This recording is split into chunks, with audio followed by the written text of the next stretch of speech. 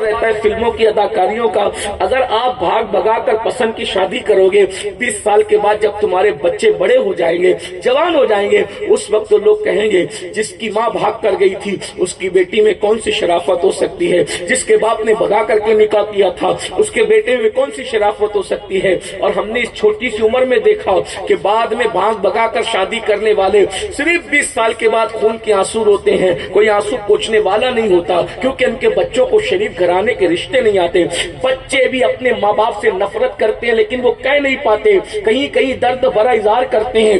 ان ظالموں نے بھاگ بھگا کر شادی کر کے ہماری دنیا کو تباہ کر دیا ہے، ہماری خوشیوں کو تباہ کر دیا ہے۔ یعنی تمہاری اولاد بھی تم سے نفرت کرے گی، تمہاری اولاد بھی تم پہ لعنت کرے گی، تمہاری اولاد بھی تم کو ذلت کی نگاہ سے دیکھے گی۔ اس لیے میں اپنے جوانوں سے کہتا ہوں ریل کو اپنی ریئل زندگی میں کبھی داخل مت کرو۔ ریل اور ریئل کے اندر بہت فرق ہے۔ ریل اور ریئل کا فرق میں آپ کو بتاؤں، جو ریل میں آتے ہیں وہ ہزاروں روپے میک اپ کرنے کے لیے لگاتے ہیں، اور جو ریئل زندگی جیتے ہیں وہ بیچارے کچن کے اندر روٹیاں پکاتے ہیں۔ تو ہزاروں روپے کی میک اپ کرنے والی نچنیا کو کچن میں کام کرنے والی پاک دامن دونوں کا کمپیئر کرو گے تو آپ کو یہ کچن والی کبھی بھی سمجھ میں نہیں آئے گی۔ آج ہماری زندگیوں کے اندر جو نفرتیں ہیں ہماری بیویاں ہمیں سمجھ میں نہیں آتی، کیونکہ ہم اس کو ریل پر پرکھتے ہیں۔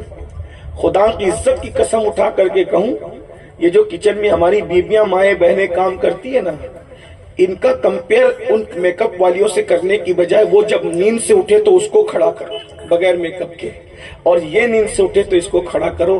آپ مارکس زیادہ اس کو دیں گے جو کچن میں شرافت کے ساتھ آپ سے زندگی گزار رہی ہے، کیونکہ اللہ نے اس کو نیکیوں کا نور عطا کیا، اللہ نے اس کو تقوی کا نور عطا کیا، اللہ نے اس کو پرہیزگاری کا نور عطا کیا۔ وہ میک اپ کو آپ کیا سمجھ رہے ہیں؟ اس لیے میں اپنے جوانوں سے کہتا ہوں ریل پر مت پھسلو، ریئل زندگی پر آؤ، حقیقتوں کے راہ کے مسافر بنو۔ ہنسنے کی بات نہیں۔ آج کل 17 سال کی عمر میں فلم دیکھنے کی وجہ سے لڑکے لڑکیوں کے ناجائز تعلقات ہیں، اپنا مذہب اس کی اجازت نہیں دیتا۔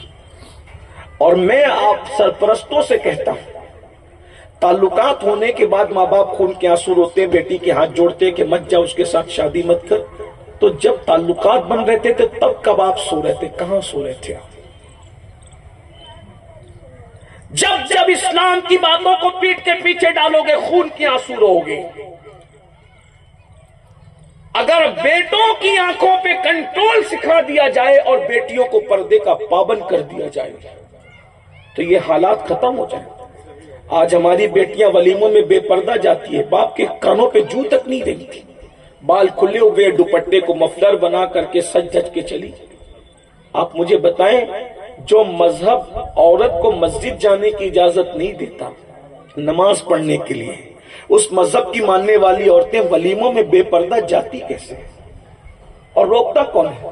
صرف زنا کرنا ہی گناہ نہیں ہے، صرف شراب کا دھندا کرنا ہی گناہ نہیں ہے، صرف داڑھی منڈانا ہی گناہ نہیں ہے، بلکہ گھر کی عورتیں بے پردہ جائے تو یہ بھی گناہ، اور یہ اتنا بڑا گناہ ہے کہ اللہ کے رسول علیہ السلام فرماتے کہ جنت کے دروازے پہ لکھا ہے کہ دیوس پر جنت حرام ہے بلکہ جنت کی خوشبو بھی حرام ہے۔ تو صحابہ نے پوچھا یہ حضور یہ دیوس کون ہے؟ فرمایا جس کے گھر کی عورتیں بے پردہ گھومے وہ منع نہ کرے وہ دیوس ہے۔ دیوس اللہ اس کی نہ نمازیں قبول کرنا ہے نہ دعائیں قبول کرتا۔ عورتیں کیوں ولیمے میں جا رہی بے پردہ؟ پہلی بات تو اگر جائیں تو پردے سے جائیں، بلکہ میں تو مشورہ دیتا ہوں کہ کوشش کریں کہ ہماری عورتیں شادیوں میں شرکت ہی نہ کریں۔ ہو سکتا اور عورتیں سنیں گی تو ناراض ہوں، لیکن میں تو آپ کو یہ مشورہ دیتا ہوں اس لیے کہ یہ جو ناجائز تعلقات استوار ہوتے ہیں اس کے کئی اڈے ہیں، اس میں سے ایک شادی کی محفل بھی۔ آج کل شادیوں کی محفل کے اندر یہ سارے خرافات ہو رہے ہیں۔ ماں باپ تو اپنی جگہ کرسی لگا کر کے بیٹھتے ہیں لیکن یہ سارے خرافات وہاں ہوتے ہیں۔ بیوٹی پارلر میں یہ سارے خرافات ہو رہے ہیں، مہندی کلبوں میں یہ سارے خرافات ہو رہے ہیں۔ اور یہ بھی کہتا ہوں اگر بیٹیوں کی عزت کو تحفظ چاہتے ہو تو بیٹی اگر 5 لاکھ کا زیور مانگے تو اس کو 5 لاکھ کے سونے چاندی کے زیور دے دو، مگر 50,000 کا موبائل بیٹی کے ہاتھ میں مت دو۔ بیٹیاں ہو سکتا ناراض ہوگی، لیکن مجھے لوگوں کی ناراضگی کی پرواہ نہیں ہے تو بیٹیوں کی ناراضگی کی پرواہ کون؟ اگر حق بولنے کی وجہ سے کوئی ناراض ہوتا ہے تو میرے لیے یہ اللہ کی طرف سے انعام ہے. ہمیں ایک دوسرے کی ناراضگی کی وجہ